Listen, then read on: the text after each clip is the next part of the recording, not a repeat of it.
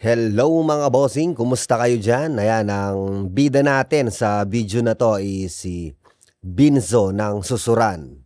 Parang tribute na rin natin to kay Mizuki Itagaki. Ayan, RIP sa'yo idol. Okay, simulan na natin mga bossing.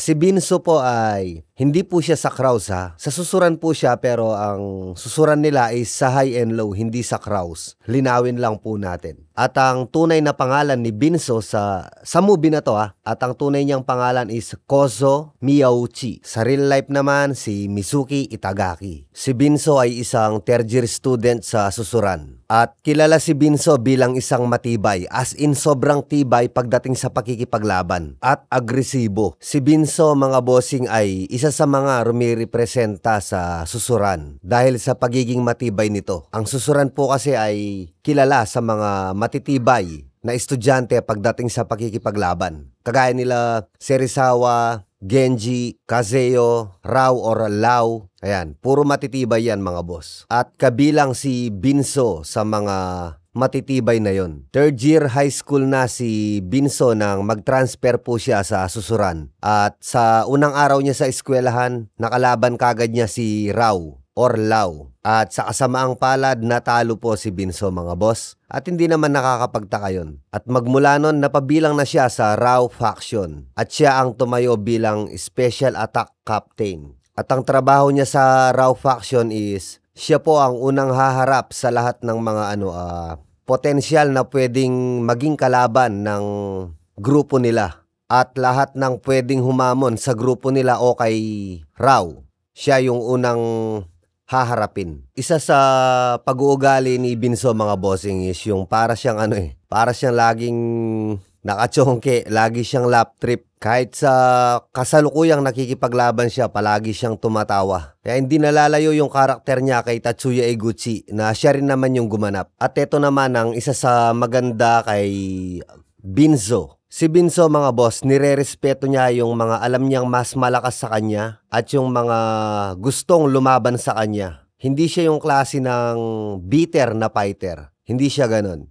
Ina-acknowledge niya or pinupuri niya yung mga alam niyang may potensyal, alam niyang malakas. Si Fujio, pinuri din po siya ni Binzo dahil na-knockdown si Binzo, although temporary lang. Pero kahit papano napabagsak siya ni Fujio. Tsaka saludo po siya sa mga nagpapahirap sa kanya pagdating sa laban. Yung tipong papahirapan siya, yung hindi easy win. Yun, nirerespeto niya yung mga ganun. At ayaw po niya na naiistorbo siya kapag nakikipaglaban siya. Kagaya nung laban niya kay Fujio, yung ibang mga delinquent student sa Susuran is binugbog din niya dahil parang gusto niya solo niyang makalaban si Fujio. Tapos pati yung kay Maguroku, nagalit siya kay Maguroku dahil nangialam si Maguroku. Kasi si Binzo yung special attack captain, kaya siya talaga dapat yung unang lalaban. Ang pinaka nirerespeto naman ni Binzo ay si Mercy or Takehiko Mashi. Ayan, sa kanya siya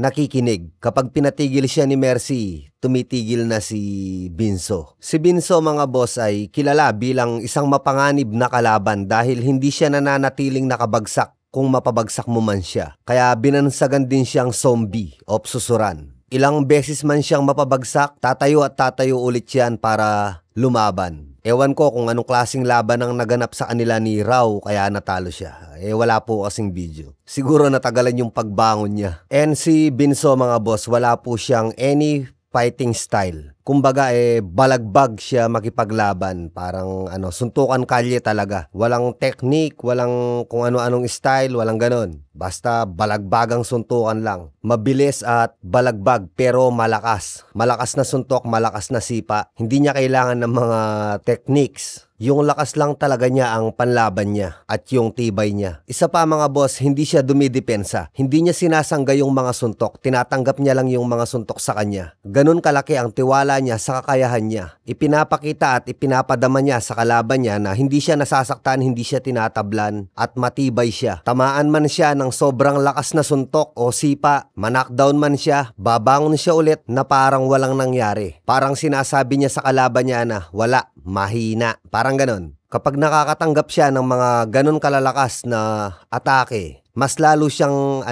nagiging agresibo. at sugod ng sugod, walang humpay. Tungkol naman sa naging laban niya kay Fujio mga boss, nahirapan si Fujio, pinahirapan siya ni Binzo. Although hindi naman ganun ka-torture na as in lupaypay talaga. Hindi naman ganun yung ibig kong sabihin.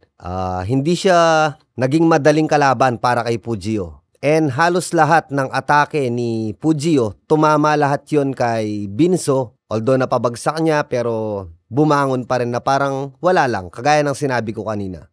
Kumbaga, yung pinakamalakas na atake ni Fujio ay hindi sapat para pabagsakin ng tuluyan si Binzo. Pero kung magwa 1-on-1 talaga yung dalawa, hindi natin masasabi kung sino yung mananalo. Hindi tayo sure kasi si Fujio malakas at matibay din naman. At yung part na sinakal ni Binzo si Fujio, mapapansin sa mukha ni Fujio na nahihirapan siya. Halos hindi siya makawala kung hindi lang niya kiniliti si Binzo. At sa buong susuran ng era nila na to, si Binzo po ang pangalawa kung sa patibayan or patigasan ng pag-uusapan. Pero kung skill ang pag-uusapan, hindi po siguro siya ang pangalawa. So ayun mga boss, maikli lang yun lang po kasi ang data ni Binzo. Bali, nasabi ko na lahat ng mga nakasulat tungkol sa kanya at mga dapat nyong malaman or gusto nyong malaman tungkol sa kanya. Yun lang po sa ngayon ang meron sa kanya at sa tingin ko yun na lang talaga ang malalaman natin dito dahil RIP kay Mizuki Itagaki. Wala na po siya mga boss. May nag-request lang sa akin nito, so ayun, total maikli lang naman, pinagbigyan ko na. At kagaya ng sinabi ko sa intro, parang tribute na lang din to kay Mizuki Itagaki. RIP sa'yo, idol. Ayan, thank you very much. Shoutout na tayo mga boss. Kaunting shoutout lang, maikli lang to. Ayun, shoutout po kay Jens Espiritu at kay Reynaldo Nacional. Shoutout din po kay Gomera Stepon. At shoutout daw po sa mga kaibigan ni Blue Adopt Me Player. Shoutout din po kay Don Isaac Serion. At shoutout din po kay Joras aka This is the Teen. At kay Daniel Sato from Pagadian City. Shoutout po sa inyo mga bossing at mga madam. Ayan. See you sa next video natin.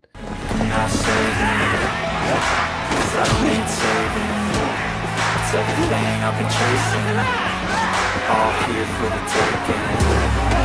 Don't wanna test your luck with me, I think I've had enough.